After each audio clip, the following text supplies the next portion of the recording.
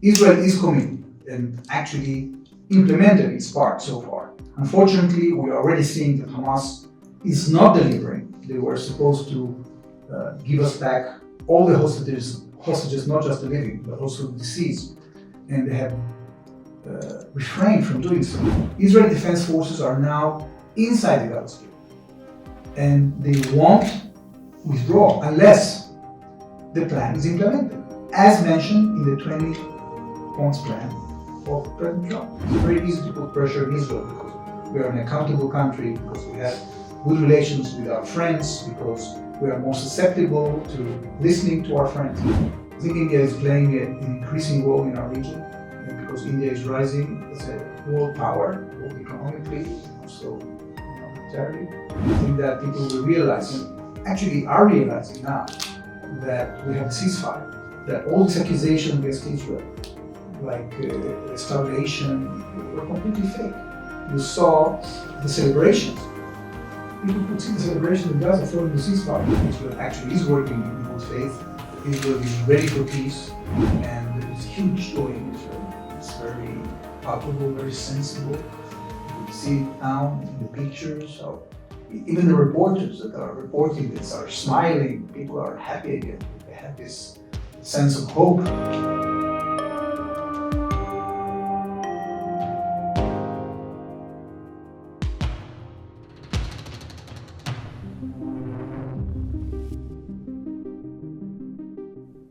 So after Israel reached the ceasefire in Gaza, we are also seeing hostages being released earlier this week. There are, of course, sticking points that still remain when countries are talking of sending humanitarian assistance also to Gaza. Thank you very much for joining us at the week. Thank you, Namrata. So my first question to you is, when we're looking at when the war began, the objective was, to hit out at Hamas's military leadership. Where have we really reached? And are you happy at the time the ceasefire is really taking place? We're very happy with the ceasefire, Namrata, because this ceasefire gives hope for peace, for quiet. This ceasefire has been determined after we demanded and we actually received our demands in the framework of the 20-point Trump plan. There's a plan that not only secures bringing back our hostages, including the deceased, which, by the way, Hamas is now upholding, but also to make sure that Hamas military infrastructure gets completely dismantled, in addition of what Israel achieved militarily. So if the terms of this plan are implemented, this is a huge achievement for the security of Israel. Do you see that it's a temporary truce, as many are also calling it? There is uncertainty, of course, when we talk of the ceasefire. Or do you see that this can translate into a long-term peace process and also a two-state solution, as many see it? It is a great opportunity because there is a clear path for peace. The question is whether the sides will remain committed. Israel is committed and actually implemented its part so far. Unfortunately, we are already seeing that Hamas is not delivering. They were supposed to give us back all the hostages, not just the living, but also the deceased, and they have refrained from doing so. We still have 16 deceased hostages in the Gaza Strip. They were supposed to be in Israel already. So we will have to be very careful and very cautious, and we need the international community to help us with that. There is consensus around the Trump plan. We've seen that in Sharm el-Sheikh, when 20 leaders from around the world joined the meeting and actually adopted the plan. And many other governments that weren't there, including the Indian government, they all endorsed this 20-point plan. But the proof is in the pudding. We have to make sure that this plan is implemented. And for your readers, I can tell you that this plan includes many things: the reconstruction of Gaza, humanitarian aid, the dismantling of Hamas military infrastructure, the reform of the Palestinian Authority, an international body that will supervise that. So, although the terms of that implementations have not been yet sealed, we have great hope that they can be sealed. But we need cooperation. We need pressure on Hamas and the other Palestinian terrorist organizations to lay down their weapons so we can have peace. So, as you mentioned, disarming Hamas is one of the main prerequisites for peace and for the ceasefire to continue. What are Israel's red lines as far as we won't Hamas allow is the concerned? 7th of October to happen again. And that means that Hamas cannot rearm and regroup and cannot again threaten our border. We won't agree to a situation in which Hamas, rebuilds this military capability, including missiles and other things. So this is a red line for us. The Israeli Defense Forces are now inside the Gaza Strip, and they won't withdraw unless the plan is implemented, as mentioned in the 20 points plan of President Trump. What has been Israel's diplomatic and security strategy in the run-up that actually led to the ceasefire? And when you were talking of hostages and what we've seen, how would Israel really prevent another hostage-like situation in the future?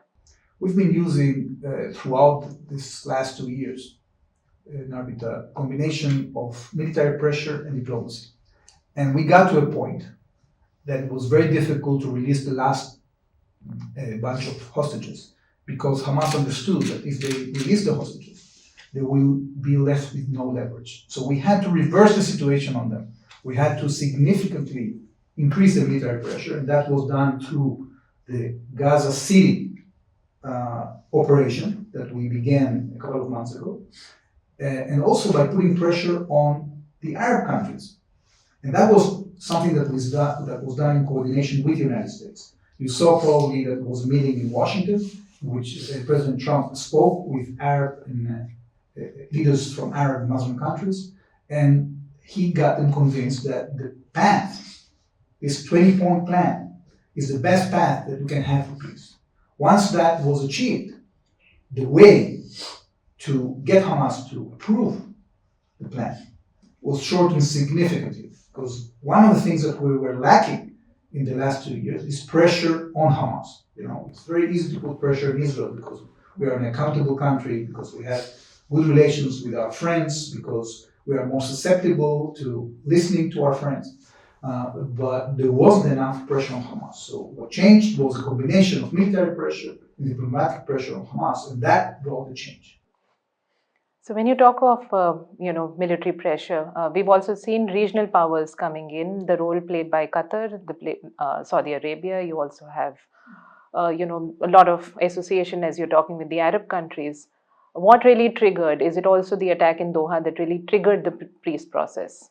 Well, probably it did. I think that regardless the result of the attack, I think it was evident at some point that what we were getting from Qatar wasn't enough to achieve a deal, because Israel was ready from the start to stop the war immediately if the hostages come home and if Hamas gets dismantled.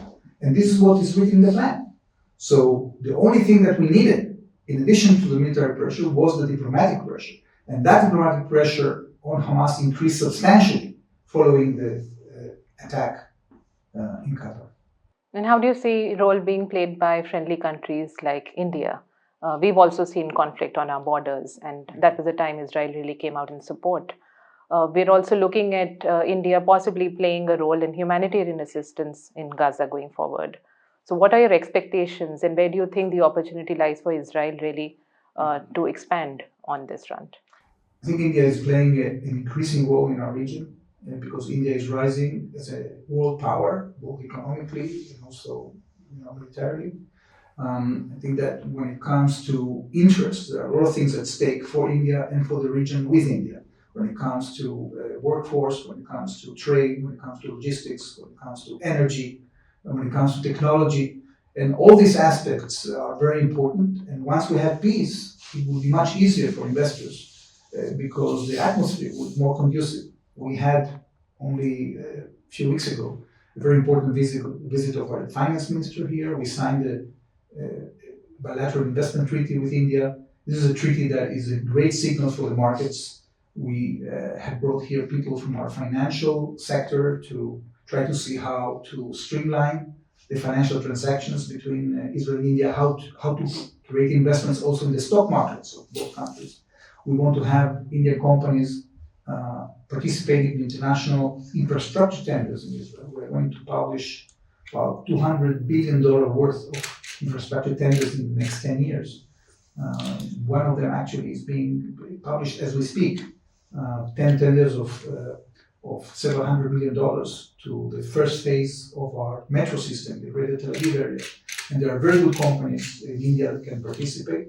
So we have a great horizon of Indian involvement in our region that we want to implement.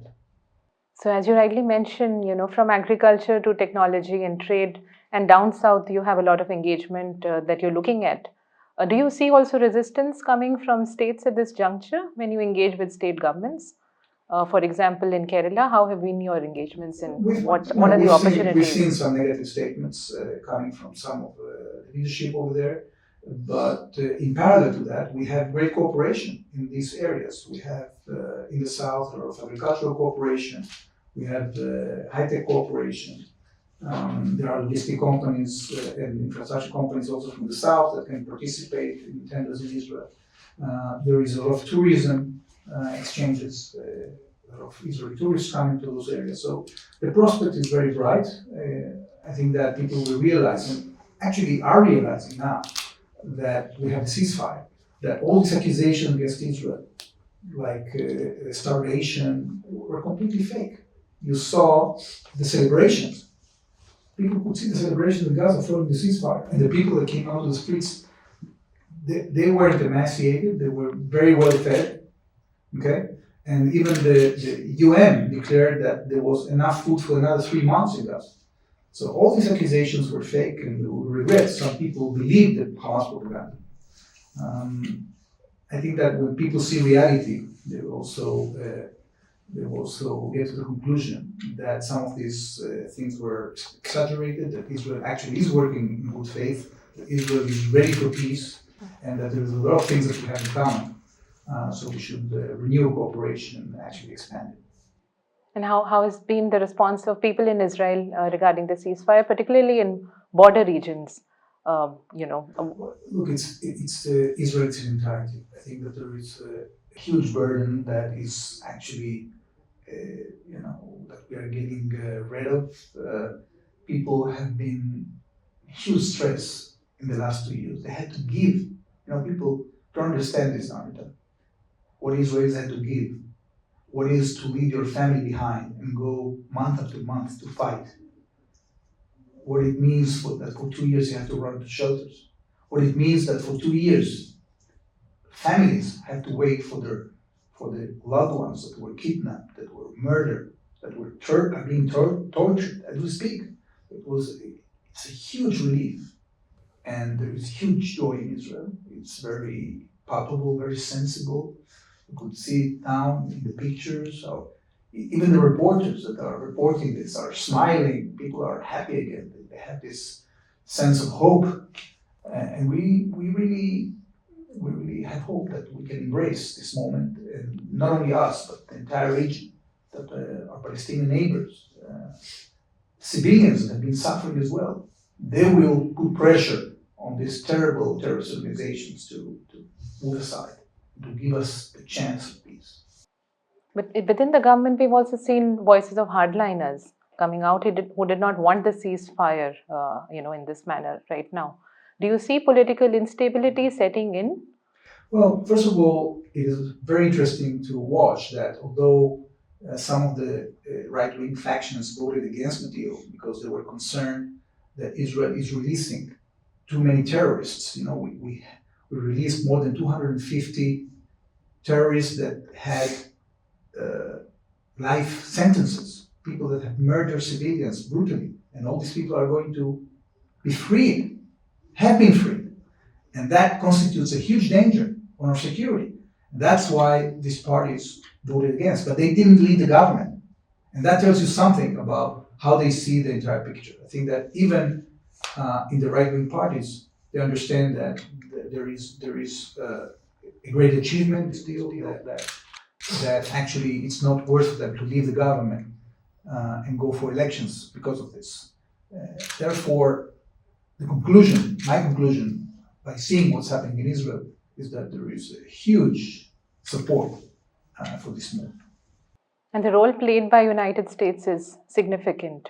When we're also looking at 200 troops, US troops coming in, what are the opportunities for partners, international partners, and are we going to see a coalition of sorts, and is there a precedent to take forward the ceasefire? It's much more than that, because the United States has been supporting Israel from the outset.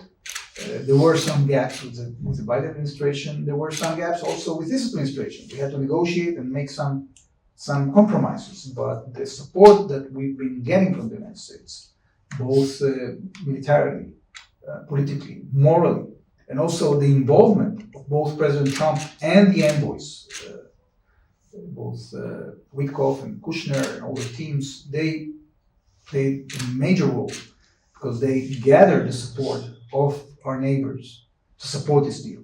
So in addition to that, of course, we will have to continue working together with this force that you mentioned, the 200 Americans, but also others that will come to the plate and hopefully create a better future for Gaza. And how do you see the role of Palestinian Authority really coming in? What's the future, do you think, in Gaza? And are we looking at a non-Hamas administration finally? Absolutely. It's very clearly stated in the 20-point plan of President Trump.